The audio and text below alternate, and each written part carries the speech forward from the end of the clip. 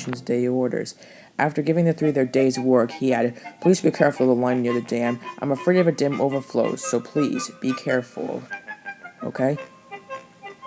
After Sir Topham had left, Duncan said, "Who cares? I had tackled that line many times before the dam was in trouble, and nothing has ever happened to me."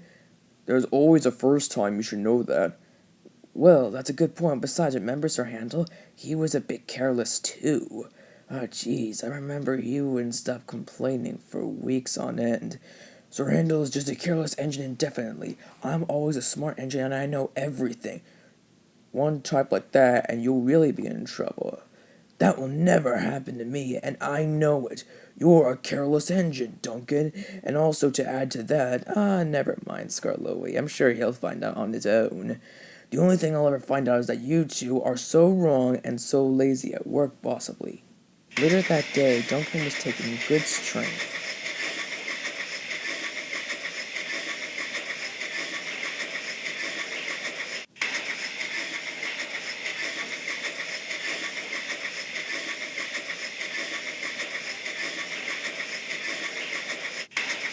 At the top station, his flatbed was dropped off and his freight cars refilled.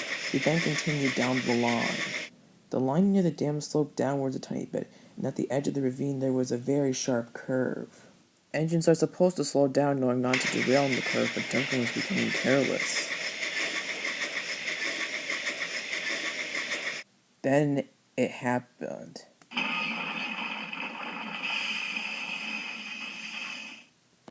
Duncan was stuck.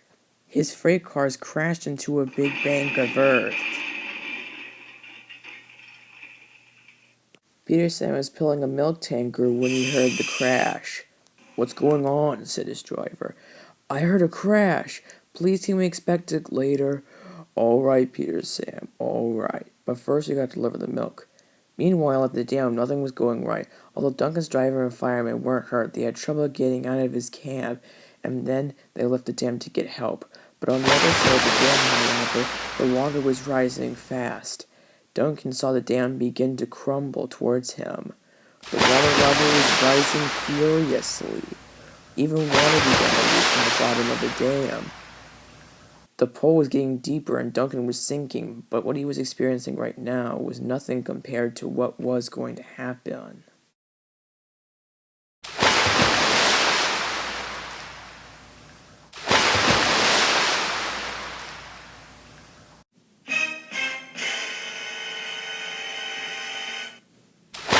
Even water from the sewers dumped into the flooding. Soon, however, Peter Sam arrived. He was surprised to see the water was still rising and was already so close to the tracks, and only a few minutes later, the water rumbled for the rails.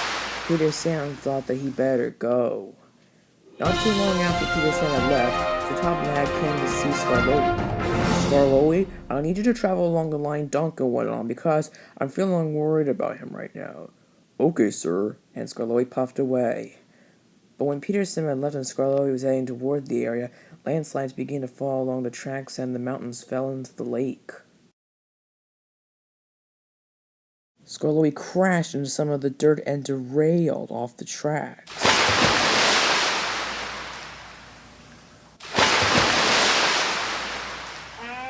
Oh dear, I sure hope help does come soon. That evening, Sir Topham came to see the three engines. Skarloey was covered in wet mud.